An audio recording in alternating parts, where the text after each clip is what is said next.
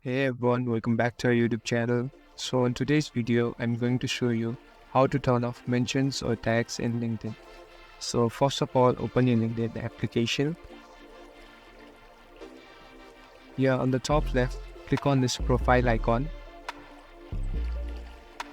And now on the bottom here, you can see the settings. Tap on it. Here in the third option, visibility, select it. Now slowly scroll down. Here at the second last option, click on mentioned by others.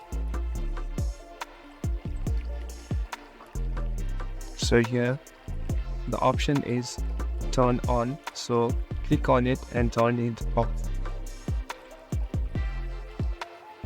So now people will not be able to mention or tag you. So thank you for watching this video. I hope it helps.